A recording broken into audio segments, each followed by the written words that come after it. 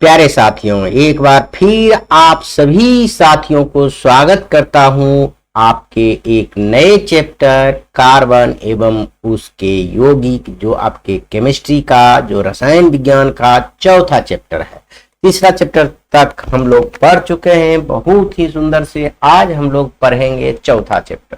जैसा कि स्क्रीन पर आपको दिख रहा है, हम पूर्व के भांति अभी हम जो सब सिलेबस पर लगे हुए हैं, पूरा सिलेबस आपको पूरा करके तब हम परीक्षा से संभावित प्रश्न करेंगे। ऑब्जेक्टिव अलग सेशन रखेंगे, सब्जेक्टिव अलग सेशन रखेंगे। एकदम लगातार चलेगा। बहुत जल्द आपका सिलेबस समाप्त होने वाले हैं और फ्री ऑफ कॉस्ट टोटल विषय का टोटल सब्जेक्ट हम इस पर उपलब्ध कराऊंगा। इस देरी ना करते हुए हम लोग स्टार्ट करते हैं। और स्टार्ट करने से पहले मां सरस्वती की कृपा से मैं आप सभी के बारे में आशा करता हूं कि आप लोग इस बार 2026 के बोर्ड एग्जाम में बहुत ही अच्छे अंक से पास होंगे। और यह जो कहते हैं मंजिल उन्हीं को मिलता है, मंजिल उन्हीं को मिलता है जिनको सपनों में जान होता है। सपनों में जान होना चाहिए। पंख से कुछ नहीं होता, हौसले से उड़ान होता है। यदि पंख अगर रहते हुए भी आप यदि नहीं चाहिएगा तो कभी नहीं उड़ पाइएगा। यदि आपके पास बुद्धि होते हुए भी, आपको इच्छा होते हुए भी कि हम टॉप करेंगे, हमको पटना जाना है, अगर इच्छा रहने से केवल नहीं होगा, उसमें आपको करना होगा, जाना होगा, तभी जा पाइएगा, नहीं तो नहीं। अब हम लोग देखिए चैप्टर आपका पढ़ते हैं कार्बन एवं उसके यौगिक। देखिए कार्बन आपके पूरे पृथ्वी पर तत्व 118 है, लेकिन कार्बन ही एक क्यों पढ़ रहे हैं? इसका मुख्य कारण है कार्बन से बहुत सा यौगिक है। कार्बन का कितना यौगिक है? बहुत यौगिक है, असंख्य यौगिक है। जो भी महत्वपूर्ण चीज बना हुआ है सब कुछ कार्बन से बना हुआ। यानी हम कह सकते हैं जो चीज जल सकता है उसमें कार्बन है। जो चीज जल सकता है वह सब चीज में हम क्या कह सकते हैं? कार्बन है। तो कार्बन शब्द कहां से आया यह हम जानेंगे। देखिए लिखा हुआ है आपका कार्बन जो है लेटिन भाषा के कार्बो शब्द से आया, यानी CARBO, कार्बो शब्द से आया। इसी में N लगा दिया तो कार्बन हो गया, समझ गए? इसी में N लगा दिया तो कार्बन हो गया। एंड इट्स कंपाउंड, इंग्लिश में पढ़ेंगे कार्बन एंड इट्स कंपाउंड, लेकिन इंग्लिश से छोड़िए, पहले यहां समझिए कार्बन कहां से, कौन सा शब्द है? लेटिन भाषा के कार्बो शब्द से आया है, जिसका अर्थ होता है कोयला या चारकोल। लकड़ी का कोयला देख रहे हैं ना, चाहे कोयला जो खान से निकाला जाता है या चारकोल जो लकड़ी का कोयला बनाया जाता है, इसका अर्थ ये होता है, कार्बो शब्द का अर्थ क्या होता है? चारकोल या कोयला। इतना बात आप समझ गए होंगे। अब आइए, जिसका संकेत आप बच्चे को हम बार बार आप लोगों को कह रहे हैं, संकेत कम से कम 30 तक आपको याद रखना है। हाइड्रोजन, हीलियम, लिथियम, समझिए इस प्रकार से आपको परमाणु संख्या के साथ संकेत भी याद रखना है। तो कार्बन का संकेत होता है C। कार्बन का संकेत क्या होता है? C होता है। इतना बात याद रखेंगे। और दूसरा क्या होता है? देखिए कार्बन का परमाणु संख्या क्या होता है? तो कार्बन का परमाणु संख्या 6 होता है। कितना होता है? 6 होता है। और इसका परमाणु द्रव्यमान क्या होता है? 12 होता है। और इसका सहसंयोजी बंधन पाया जाता है। इसमें क्या पाया जाता है? सहसंयोजी बंधन पाया जाता है। आप कहेंगे सर जी सहसंयोजी बंधन क्यों पाया जाता है? तो जानते हैं क्यों पाया जाता है? इसका मुख्य कारण है कार्बन के 72 कक्षा में इलेक्ट्रॉन की संख्या 4 है। क्यों? पहला देखिए कार्बन का परमाणु संख्या 6 है, कार्बन का परमाणु संख्या 6, पहला में 2, दूसरा में 4, तो 4 इलेक्ट्रॉन बाहर में है। तो क्या ये किसी को दे सकता है 4? नहीं। 4 एक ऐसा शब्द है, नहीं किसी को दे सकता है, नहीं ले सकता है। इसलिए बेचारा क्या कर सकता है? अपना सहसंयोजी बंधन बनाएगा। और सहसंयोजी बंधन आपको पिछले चैप्टर में भी हम बताए हुए हैं कैसे बनाया जाता है। नहीं देखे तो आगे भी हम बताएंगे। अगर पीछे चैप्टर पढ़ लिए ना, यह चैप्टर आपका कुछ नहीं है, आसानी से समझ में आ जाएगा।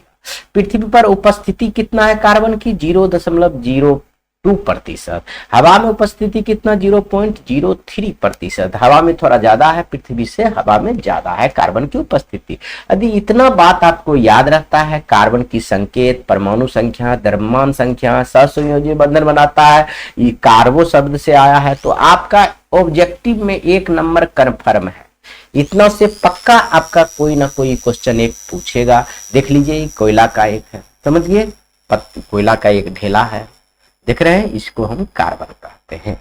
आगे आइए, अब हम सबसे सुंदर चीज पढ़ेंगे, बर्जिलियस महोदय के बारे में पढ़ेंगे। यह जो देख रहे हैं फोटो, यह किनका फोटो है?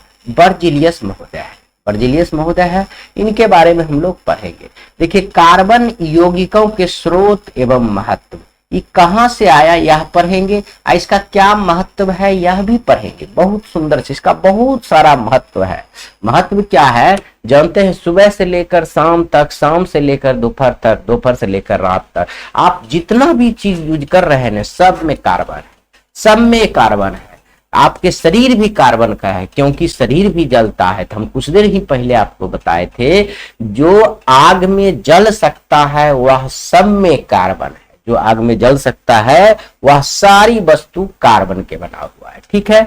तो देखिए, बर्जेलियस महोदय के बारे में हम आपको थोड़ा सा बताते हैं। बर्जेलियस महोदय को क्या कहा जाता है? केमिस्ट्री के पिता कहा जाता है। साधारण नहीं बोलिए, केमिस्ट्री के पिता किसको कहा जाता है? इन्हीं को कहा जाता है, बर्जेलियस महोदय को। इनको केमिस्ट्री के पिता, रसायन विज्ञान के फादर कहा जाता है, समझिए, ये रसायन विज्ञान के फादर कहा जाता है। देखिए, प्रारंभ में ऐसी मान्यता थी कि कार्बनिक यौगिक के स्रोत मुख्य रूप से पेट्रोलियम, कोयला एवं पेड़ पौधा होते हैं। देखिए, कह रहा है शुरुआत में लोग को जानता था कि कार्बनिक यौगिक का स्रोत जो है सिर्फ पेट्रोलियम है और कोयला और पेड़ पौधा है।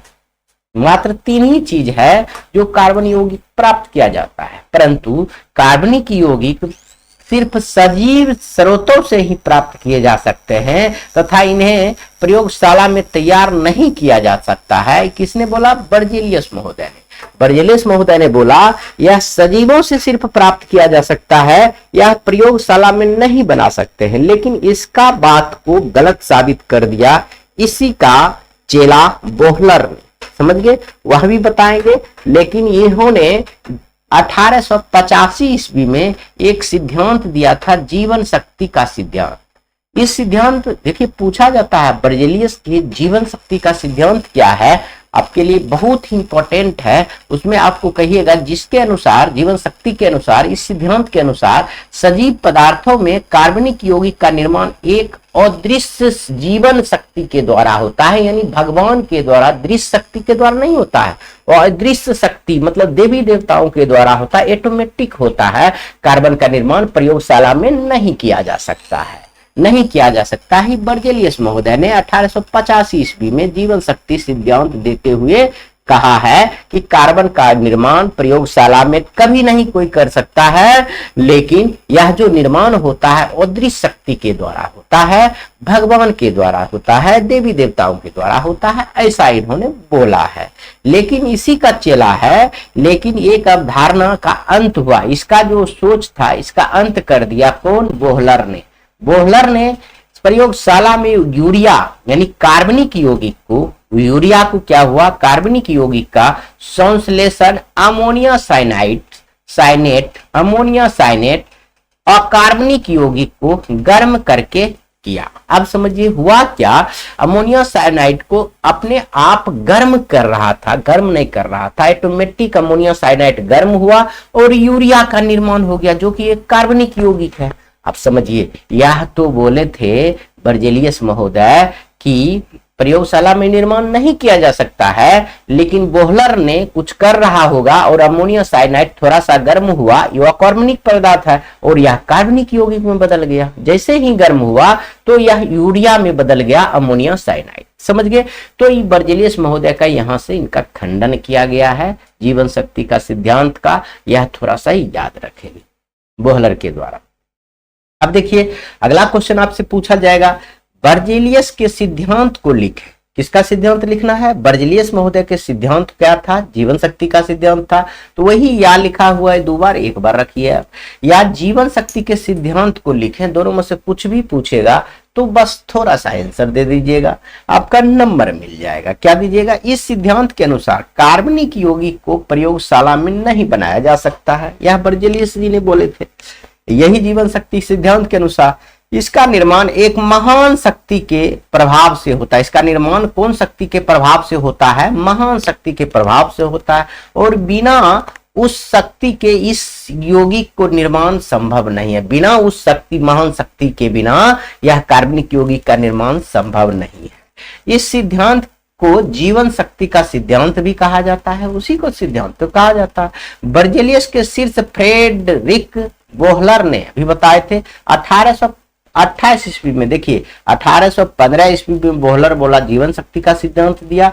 इसके मात्र और 15 वर्ष के अंदर, 15 नहीं 13 वर्ष के बाद, 28 में हुआ, तब 13 वर्ष के बाद ही बोहलर ने अमोनिया साइनाइड को गर्म करके यूरिया का निर्माण किया और इस सिद्धांत का खंडन किया।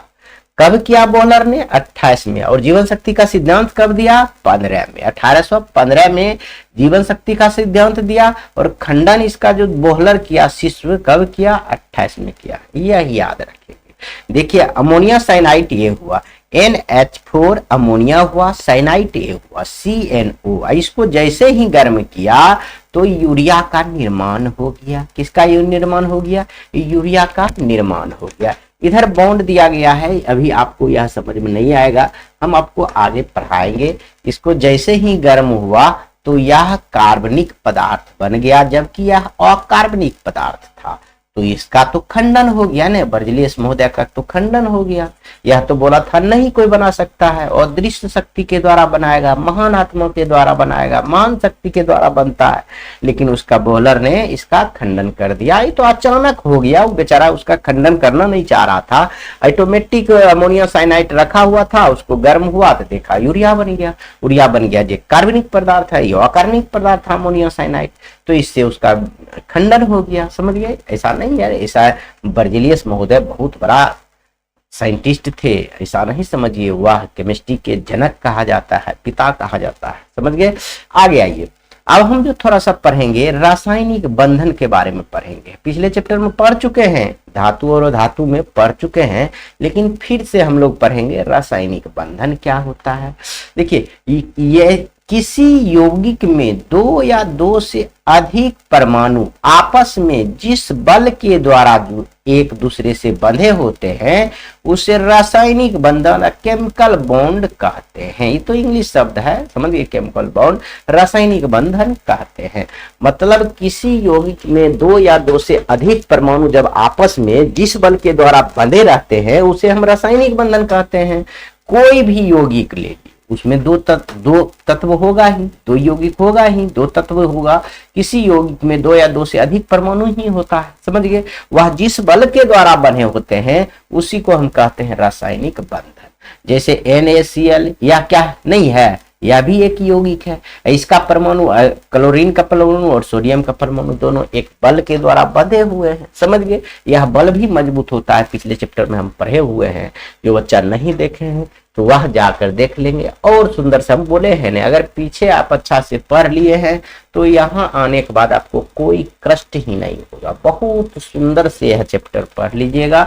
और केमिस्ट्री का अंतिम लास्ट समझिए, एक और है तत्वों का आवर्त वर्गीकरण, वह भी हम लोग बहुत जल्द समाप्त कर देंगे। देखिए एक शब्द आता है आयनिक बंधन, क्या होता है? देखिए नहीं, वो कैसे बंधा हुआ रहता है रासायनिक बंधन, उसी से रिलेटेड है। एक धातु से एक धातु में इलेक्ट्रॉनों का स्थानांतरण से जो रासायनिक बंधन होता है, देखिए बंध नहीं बंधन होता है, बंधन बनता है, उसे आयनिक बंधन कहते हैं। देखते हैं, धातु और वो धातु में इलेक्ट्रॉन जब स्थानांतरण होकर जब क्या होता है, एक बंधन बनाता है, रासायनिक बंधन बनाता है, तो उसे हम आयनिक बंधन कहते हैं।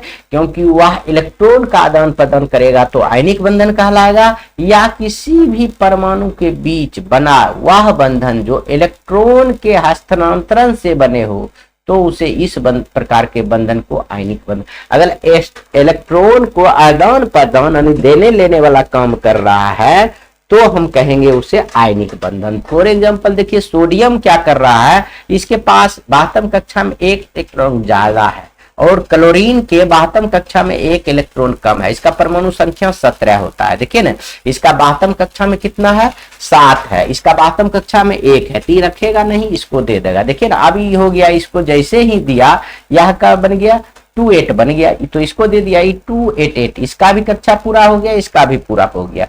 लेकिन इसमें ऋण आयन क्यों है, आयन के भी बारे में बहुत सुंदर से पढ़ा है, क्योंकि यह इलेक्ट्रॉन ग्रहण कर रहा है। देखिए NaCl बन गया ना, तो यह इलेक्ट्रॉन का आदान प्रदान करना ही क्या कहलाता है, आयनिक बंधन कहलाता है। आयनिक बंधन कहलाता है, समझ गए। इसी से दोनों का इलेक्ट्रॉन का आदान प्रदान होगा तो NaCl हो गया। E2 आपका बैलेंस करने के लिए है, उसके लिए आपको कुछ सोचना नहीं है, समझ गए। इतना बात आपको पहले तीसरा चैप्टर में हम लोग आप समझ चुके हैं, बहुत सुंदर से समझ चुके हैं। आगे हम पढ़ेंगे सहसंयोजी बंधन क्या होता है या सहसंयोजक बंधन क्या होता है, यह भी पढ़े हुए हैं, लेकिन हम लोग दोबारा देखेंगे क्योंकि हमको बेसिक से पढ़ना है। 10th के बच्चे हैं, कोई 12th का बच्चा है नहीं जो आपको स्पीड में हम आपको बता कर चल जाए। पिछले चैप्टर में पढ़े हैं, इस चैप्टर में भी पढ़ेंगे, समझिए। सहसंयोजी बंधन क्या होता है यह समझिए। दो परमाणुओं के बीच इलेक्ट्रॉन की साझेदारी द्वारा बने बंधन को सहसंयोजी बंधन कहते हैं। जिस यौगिक में इस प्रकार का बंधन पाया जाता है उन्हें सहसंयोजी बंधन कहते हैं, समझ गए। और सहसंयोजी बंधन 2 प्रकार के होता है, अभी हम बताते हैं। सहसंयोजी बंधन क्या होता है, इलेक्ट्रॉन की साझेदारी करता है, हिस्सेदारी करता है, इसमें देता लेता नहीं, ग्रहण या त्याग नहीं करता है। ग्रहण और त्याग करना, इलेक्ट्रॉन का ग्रहण करना या त्याग करना आयनिक बंधन कहलाता है। लेकिन अगर इलेक्ट्रॉन के साझा कर देना उसको हम सहसंयोजी बंधन कहते हैं। सहयोग कर देना, इलेक्ट्रॉन के सहयोग करना, ना तो लेना ना ही देना, सहयोग करना सहसंयोजी बंधन कहलाता है।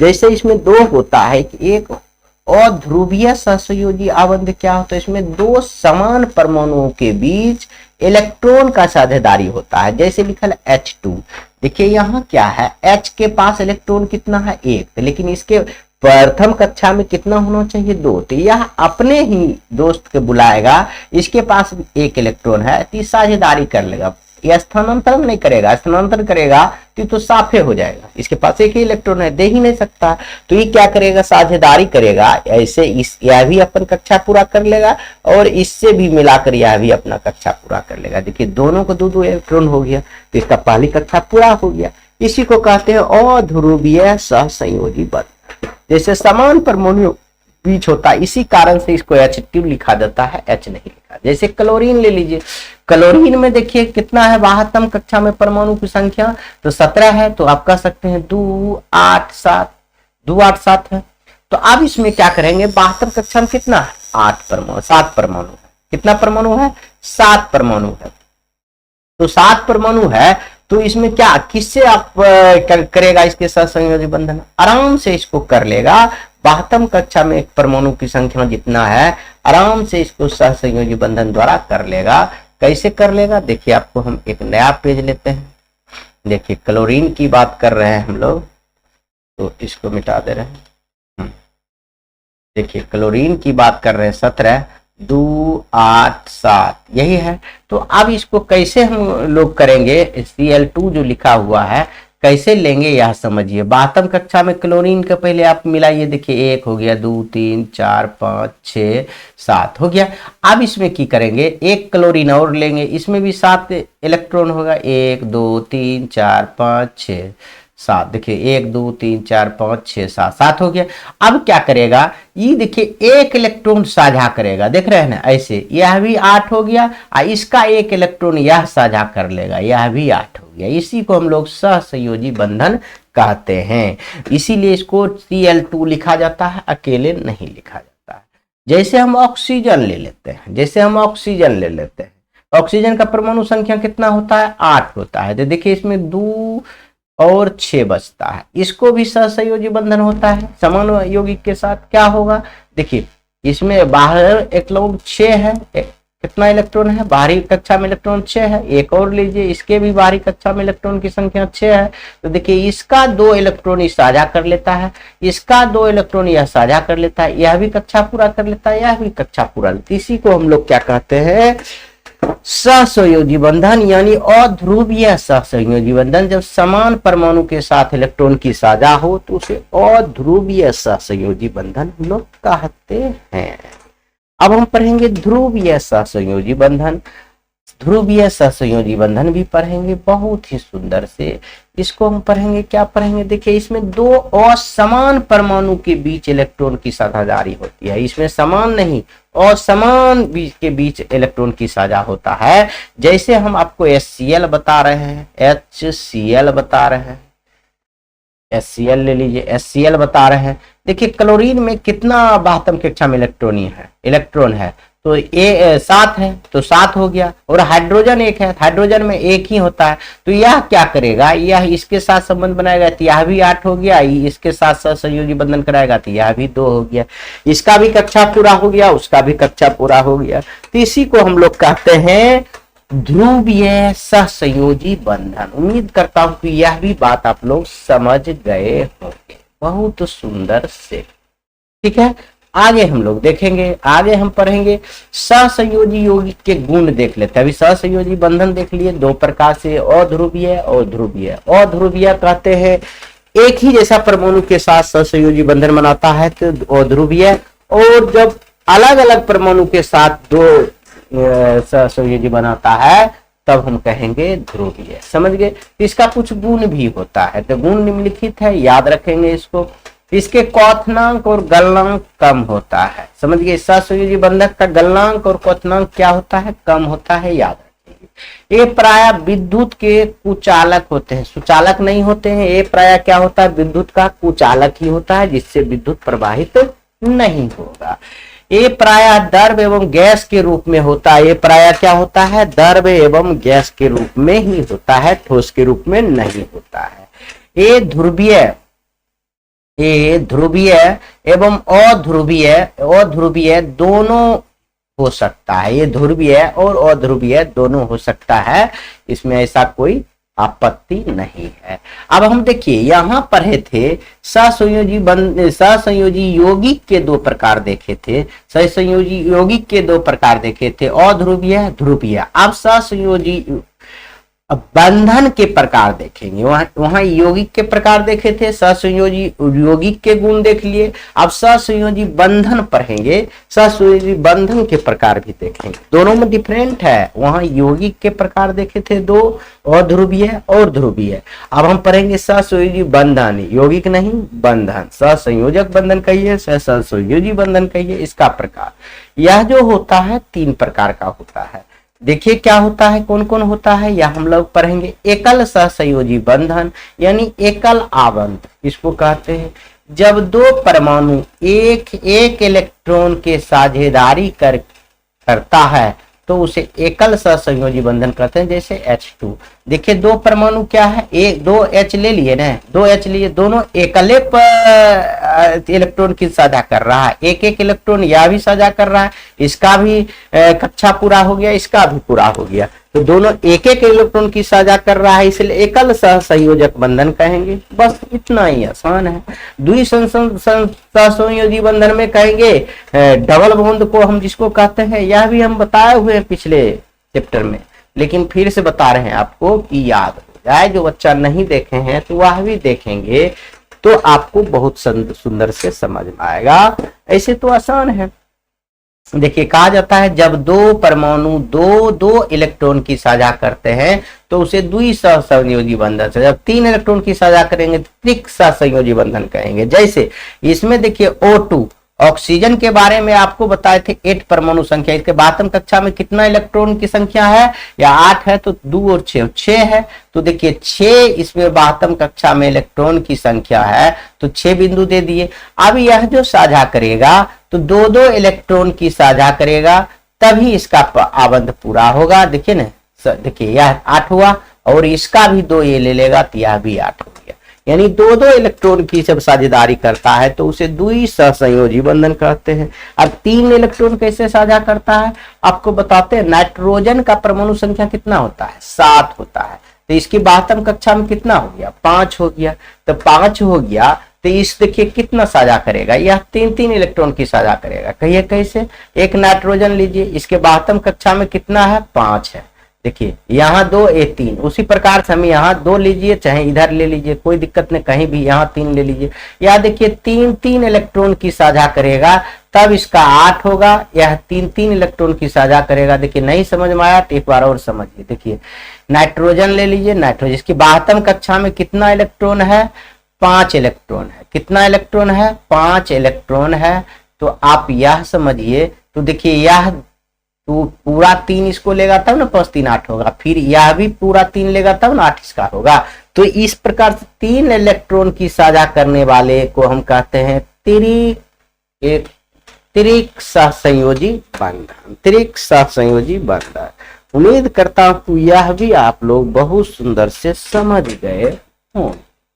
आगे हम देखेंगे कार्बन सहसंयोजी आबंध होता क्या है, बहुत सुंदर से, क्योंकि कार्बन के बारे में ही हम लोग पढ़ने वाले हैं बहुत ही गहराई से। क्या पढ़ेंगे? कार्बन सहसंयोजी आबंध क्या होता है। कार्बन का परमाणु संख्या 6 होता है, यह तो हम बता चुके हैं आपको शुरुआत में। जब इसका इलेक्ट्रॉनिक विन्यास लिखा जाता है तो इसके 72 कक्षा में 4 इलेक्ट्रॉन बनता है। कहिए होता है। देखिए कार्बन का परमाणु संख्या 2, प्रथम कक्षा में 2 है, फुलफिल कर लिया। दूसरा कक्षा में क्या हो? 4 हो गया। तो 72 कक्षा में कितना बचता है? 4 हो जाता है। तो वही हम समझाना चाह रहे हैं। 4 इलेक्ट्रॉन होता है जिसके कारण वह ना तो किसी को इलेक्ट्रॉन देता है और ना ही किसी से इलेक्ट्रॉन लेता है। यह सिर्फ साझेदारी करता है, जिसके कारण कार्बन सहसंयोजी आबंध का निर्माण करता है। कार्बन सहसंयोजी आबंध का निर्माण करता है। क्यों? इसका मुख्य कारण है कि इसके 72 कक्षा में इलेक्ट्रॉन की संख्या 4 होता है, जिसके कारण यह नहीं तो किसी को दे सकता है नहीं तो ले सकता है। कहिए क्यों? क्योंकि 4 है तो 4 ही किसी को से मांगेगा तभी ना होगा, 4 तो कोई देगा नहीं। या 3 तक किसी को कोई इलेक्ट्रॉन दे सकता है चाहे ले सकता है, 4 तक नहीं। किसी का 6 है तो वो 2 लेकर 8 पूरा लेगा, 5 है तो 3 लेकर वो 8 पूरा लेगा, लेकिन 4 है तो नहीं। इसलिए यह कार्बन सहसंयोजी आबंध बनाता है, यह साझेदारी करता है, ना कि इलेक्ट्रॉन का स्थानांतरण करता है। समझ गए? इसीलिए यही कारण है कार्बन क्या करता है? सहसंयोजी आबंध नहीं कर सकता है, इलेक्ट्रॉन का ग्रहण या त्याग नहीं कर सकता है। ये 4 इलेक्ट्रॉन किसी को दे भी नहीं सकता है। समझ गए? जब कोई ले ही नहीं सकता है तो देगा कैसे? अब हम पढ़ेंगे कार्बन के अपरूप के बारे में लिखे। कार्बन के क्या क्या अपरूप है। ऐसे तो हम बहुत चीज पहले भी पढ़ चुके हैं इसको, लेकिन हम यहां भी पढ़ेंगे कार्बन के अपरूप क्या है। जब कोई तत्व प्राकृतिक में विभिन्न भौतिक गुणों के साथ विभिन्न रूपों में पाया जाता है तो इस घटना को अपरूपता कहते हैं। इस घटना को क्या कहते हैं? अपरूपता कहते हैं। देखिए फिर से समझिए, जब कोई तत्व प्रकृति में विभिन्न भौतिक गुणों के साथ, विभिन्न भौतिक अन्य प्रकार से तरह तरह के भौतिक गुण के साथ विभिन्न रूपों में पाया जाता है, जब कोई भी तत्व एक से अधिक रूप में पाया जाता है उसको अपरूप कहते हैं। जैसे आप ही के जैसा सिमिलर 2 लड़का और कहीं दिखने लगे तो समझिए आपका वह अपरूप है, आपका फोटोकॉपी है। मान लिया फोटोकॉपी को हम लोग कहेंगे अपरूप कहेंगे। समझ गए? लेकिन ऐसा थोड़ा है आप में जो गुण है उसी में होगा, आप में पढ़ने का टैलेंट ज्यादा है तो उसमें भी होगा, ऐसा नहीं है। आप में जो गुण है उसमें तो कुछ अलग है, आप में जो खाने का पसंद होगा उसका खाने का पसंद अलग होगा। इसलिए सिर्फ अपरूप है। समझ गए? अपरूप है, ऐसा नहीं कि सब कुछ समान है। भौतिक गुण मतलब बाहरी गुण के आधार पर। समझ गए? कार्बन के 2 अपरूप होते हैं, यहाँ 3 अपरूप लिख दीजिए। कार्बन के कितना अपरूप होते हैं? 3 अपरूप होते हैं। 3 लिखा हुआ है। देखिए जैसे कि हीरा, ग्रेफाइट, फुलेरीन। हीरा ग्रेफाइट के बारे में तो सब सुने होंगे, एगो फुलेरीन के बारे में नहीं सुने हैं तो सुन लीजिए। कार्बन के कितना अपरूप होते हैं? 3 होते हैं। हीरा ग्रेफाइट फुलेरीन, हीरा ग्रेफाइट फुलेरीन, हीरा ग्रेफाइट फुलेरीन। इतना बार 4 बार लिखेंगे, पढ़ेंगे तो याद हो जाएगा। तो आगे आइए, कहते हैं अब हम लोग इसी के अपरूप के बारे में, कार्बन के अपरूप के बारे में हम लोग पढ़ेंगे कि हीरा क्या है, उसके बारे में पढ़ेंगे। पूछा जाता है हीरा क्या है, तब कहेंगे यह प्रकृति का सबसे कठोर तत्व है, मतलब मजबूत तत्व है एकदम। पृथ्वी पर जितना चीज पाया जाता है ने, लोहा सोना चांदी, उससे भी मजबूत है, इससे भी कठोर है क्या, हीरा। याद रखेंगे यह कार्बन का सबसे शुद्ध रूप है। कार्बन का क्या है, ये शुद्ध रूप है, यह भी याद रखेंगे। एक कार्बन परमाणु 4 अन्य कार्बन परमाणु का सहसंयोजी बंधन से जुड़ा होता है। इसकी संरचना चतुष्फलकीय होता है। एक कार्बन परमाणु जो है ना 4 अन्य कार्बन परमाणु से के साथ सहसंयोजी आबंध से जुड़ा रहता है। इसकी संरचना चतुष्फलकीय होता है। यहाँ देख रहे हैं ना, एक कार्बन परमाणु ये है, देख रहे हैं ना, इसमें एक कार्बन यह जुड़ा हुआ है, दूसरा कार्बन यह जुड़ा हुआ, तीसरा कार्बन यह जुड़ा है, चौथा कार्बन यह जुड़ा है। देखिए 4 कार्बन परमाणु से जुड़ा हुआ है ना, सब जो है ना एक कार्बन परमाणु कितना से जुड़ा हुआ है, 4 कार्बन परमाणु से जुड़ा हुआ है। टोटल को आप देख सकते हैं। देखिए जैसे यह भी कार्बन, इसमें भी एक कार्बन परमाणु यह जुड़ा हुआ है, दूसरा यह जुड़ा हुआ है, तीसरा यह जुड़ा हुआ है, चौथा यह जुड़ा हुआ है, यानी यह चतुष्फलकीय होता है। इतना बात याद रखेंगे। एक कार्बन परमाणु 4 अन्य कार्बन परमाणु के साथ सहसंयोजी बंधन से जुड़ा होता है। इसकी संरचना क्या होता है, चतुष्फलकीय। किसकी, हीरा की। हीरा की बात कर रहे हैं हम, समझ रहे, इतना याद। इसका अपवर्तनांक उच्च होता है। इसका अपवर्तनांक क्या होता है, उच्च होता है। फिजिक्स के दूसरा नंबर चैप्टर में हम आपको पढ़ाए थे अपवर्तनांक क्या है। नहीं पढ़े तो हम जाकर देख लेंगे, नहीं तो हम अभी सब कुछ बताते रहेंगे तो आपका वीडियो लंबा हो जाएगा। काले रंग का हीरे को कार्बोनेडो कहते हैं। काले रंग का जो हीरा होता है ना, उसको कार्बोनेडो कहते हैं, इतना याद रखेंगे। और हीरा का क्रांतिक कोण 24 डिग्री होता है। हीरा का क्रांतिक कोण कितना होता है, 24 डिग्री होता है। इसका प्रसंस्करण जो होता है sp3 होता है। यह हम सब बताएंगे आगे चलकर। sp3 क्या होता है यह बताएंगे। हीरा का प्रसंस्करण क्या होता है, sp3 होता है। यह विद्युत का कुचालक होता है। इससे विद्युत होकर आर पार नहीं जाएगा, इससे विद्युत प्रवाहित नहीं होगा। इतना बात याद रखेंगे। और थोड़ा सा क्रांतिक कोण भी बताए हैं फिजिक्स में, लेकिन अभी फिर से हम आपको बता देते हैं। देखिए क्रांतिक कोण क्या होता है, समझ गए। यह आपतन कोण होता है जो सघन माध्यम, जहां पर सघन माध्यम में बनता है, या कहां बनता है, सघन माध्यम बनता है, जिसके लिए विरल माध्यम का अपवर्तनांक कोण 90 डिग्री का होता है। दूसरे शब्दों में जब प्रकाश का किरण सघन माध्यम से विरल माध्यम में जाता है तो एक विशेष आपतन कोण पर अपवर्तित किरण दोनों माध्यम के बीच की सीमा के साथ यात्रा करती है।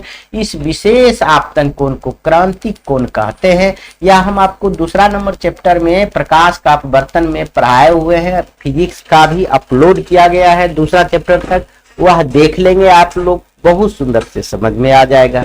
समझ गए। वहां बहुत ही अस्थिर से बहुत क्लास में मात्र 2 ही चैप्टर समाप्त हुआ है। तीसरा चैप्टर हम आंख पढ़ाएंगे, रंग बिरंगे संसार, बहुत ही जल्द आपका वह भी आएगा। सब सिलेबस खत्म होगा, चिंता नहीं कीजिए, बहुत जल्द। आगे देखिए, अब हम पढ़ेंगे हीरा का उपयोग। हीरा के बारे में जान गए, हीरा क्या है, उसका अपवर्तनांक क्या होता है, इसका शुद्ध रूप किसका है, कार्बन का है। तो अब हम इसका उपयोग देखेंगे। हीरा का क्या क्या उपयोग होता है। देखिए कांच को काटने में होता है, पत्थरों में छेद करने के लिए। देखिए पत्थर कितना मजबूत होता है, लेकिन हीरा से छेद हो जाएगा क्योंकि उससे भी कठोर होता है। आभूषण बनाने के लिए, मतलब बहुत बड़ा बड़ा आभूषण, बहुत महंगा आभूषण बनाता है। अब हम लोग पढ़ेंगे ग्रेफाइट। क्या पढ़ेंगे, ग्रेफाइट। यह कार्बन का शुद्धतम रूप और स्थायी रूप है। देखिए यह भी कार्बन का शुद्धतम रूप है, हीरा भी कार्बन का शुद्धतम रूप है। तो समझिए यह बात कॉमन है। यह स्थायी रूप उसमें नहीं बताए थे, यह बताए। तो वह हीरा चतुष्फलकीय था, यह षष्ठफलकीय है। इसका संरचना कैसा होता है, ग्रेफाइट का षष्ठ। ग्रेफाइट तो सब लोग देखे होंगे। ग्रेफाइट जैसे पेंसिल का नोक होता है ना, वही ग्रेफाइट है, समझ गए। इसका प्रकृति मुलायम होता है। देखते हैं कभी कभी बच्चा भी तोड़ देता है पेंसिल का नोक, तो इसका मुलायम होता है। इसका प्रसंस्करण sp2 होता है। sp2 क्या होता है? 3 होता है, या हम आगे देखेंगे। यह विद्युत का कुचालक होता है, इससे विद्युत नहीं जाएगा। सुचालक, सॉरी बच्चों, इससे विद्युत जाएगा, यह इससे विद्युत प्रवाहित होगा। जो आपका पेंसिल का नोक है उससे विद्युत आर पार हो जाएगा, लोहा की तरह, एल्युमिनियम की तरह, चांदी की तरह, समझ गए। इसलिए उसको मजाक में नहीं लेना है कि पेंसिल के नोक को आपका बिजली के तार बोर्ड में घुसाएंगे, समझ गए, नहीं घुसाएंगे। इसका षटफलकिया होता है। देखिए इसका जो भी बना हुआ है षटफलकिया बना हुआ, देखिए 1 फलक, 2 फलक, 3 फलक, 4 फलक, 5 फलक, 6 फलक, षटफलकिया है कि नहीं। जो भी बनेगा 6 फलक फलकिया बनेगा, इसी को हम ग्रेफाइट करते हैं। इतना बात याद रखेंगे। अब इसका उपयोग देख लेंगे। पेंसिल बनाने में अभी बताए हैं, जो कट पेंसिल आपको कहते हैं उसको बनाने में। विद्युत संयंत्र में इलेक्ट्रोड के रूप में, इलेक्ट्रोड के रूप में, क्योंकि यहाँ इलेक्ट्रॉन इसमें पास होता है, विद्युत इसमें पास होता है। इलेक्ट्रॉन क्यों विद्युत का सुचालक क्यों है जानते हैं? इसमें एक इलेक्ट्रॉन बाहर रहता है, देखते हैं ना, सब में एक इलेक्ट्रॉन बच जाता है। यदि हम यहाँ से भी षटफलकिया बना लें तो समझिए एक इलेक्ट्रॉन हमेशा बाहर रहता है। देखिए 1 2 3 4 5 6, समझ गए।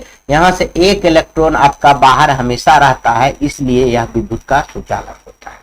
इतना बात है। नोट में देखिए कुछ दिया हुआ है, कार्बन का एक अनअप्रूव फ्लोरीन भी है। फ्लोरीन भी है, अनअप्रूव क्या है? फ्लोरीन भी है, जिसका खोज 1985 में मात्र कुछ ही दिन पहले हुआ है, मेरे जन्म से 3 साल पहले, यानी मेरे जन्म से कितना दिन पहले? 3 साल पहले ही फ्लोरीन का खोज हुआ था। इसलिए कार्बन का 2 ही रूप बच्चा पढ़ते हैं। 85 के पहले जो पढ़ा होगा तो वो तो 2 ही रूप पढ़ा होगा। 85 के बाद में इसका खोज हुआ है, 1985 में फ्लोरीन का खोज हुआ है। क्रोटो और एस्माले के द्वारा C60 की सहायता से की गई थी। इसका खोज किससे की गई थी? C60 की सहायता से की गई। इसका संरचना 20 फलकीय होता है, देखते हैं इसका संरचना 20 फलकीय होता, फुटबॉल की जैसा होता है। या अब C70, C90, C20 से भी फ्लोरीन की खोज हो गया। अब जो है इस सब से भी फ्लोरीन की खोज हो चुका है, यह बात याद रखेंगे। कार्बनिक यौगिक के सूत्र देखिए, कार्बनिक यौगिक को हम सूत्र कैसे लिखेंगे? लुईस इलेक्ट्रॉनिक बिंदु संरचना। ये कैसे होता है? यदि बाहरी कक्षा में जो भी इलेक्ट्रॉन की संख्या है उसको बिंदु के द्वारा दर्शा देंगे तो इसको हम बिंदु संरचना कहेंगे, समझ गए। मान लीजिए ऑक्सीजन के 72 कक्षा में परमाणु की संख्या कितना है? 6 है। देखिए 6 हम दर्शा दिए, 6 दर्शा दिए, 2 4 6, तो 72 कक्षा में परमाणु की संख्या 6 है, तो समझिए 6 दर्शा दिए। तो यह बिंदु के द्वारा दर्शाना लुईस इलेक्ट्रॉनिक बिंदु संरचना कहते हैं, इलेक्ट्रॉनिक बिंदु संरचना कहते हैं, क्योंकि यह बिंदु के इलेक्ट्रॉन को बिंदु के द्वारा दर्शाया गया। और संरचना सूत्र क्या होता है? इसी को हम क्या करेंगे? देखिए इसको बिंदु के द्वारा दर्शा दिए ना, इसे देखिए, इसको 2 इलेक्ट्रॉन ले लिया, यह अपना पूरा कर लिया, इसका 2 इलेक्ट्रॉन साझा कर लिया तो यह पूरा कर लिया। लेकिन इसी में जब जो मिला देंगे 2 इलेक्ट्रॉन, इसको कहते हैं संरचना सूत्र। इसको क्या कहेंगे? संरचना सूत्र कहेंगे।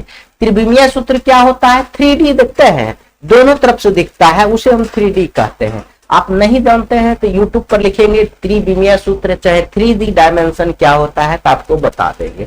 3D डायमेंशन क्या होता है आप फोटो में भी पढ़े होंगे। घन घनाभ आयतन जो पढ़ते हैं ना, शंकु के बेलन रहे, वही 3D होता है, मतलब दोनों तरफ से उसमें रहता है, समझ गए, उसमें होता है। भी तो हम फोटो में दिख नहीं रहे हैं, तो नहीं तो हम हाथ में कुछ लेकर हम आपको दिखाते। बहुत जल्द आपका वह भी सुविधा उपलब्ध होगा।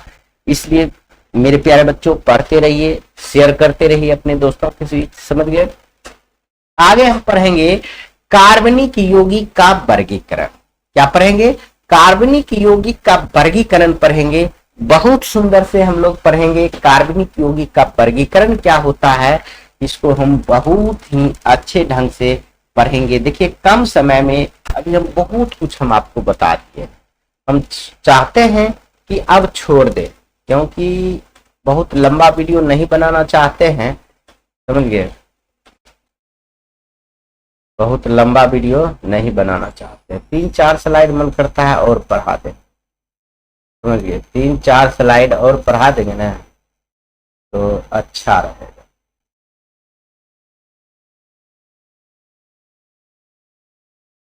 बहुत कुछ पढ़ाना है अभी, समझिए। छोड़ देते हैं, यहीं तक वीडियो समाप्त करते हैं। अगले वीडियो में हम आगे पढ़ेंगे कार्बनिक यौगिक का वर्गीकरण, नहीं तो लंबा हो जाएगा, थोड़ा सा कुछ काम भी है, इसलिए आज वीडियो यहीं पर समाप्त करते हैं। जय हिंद।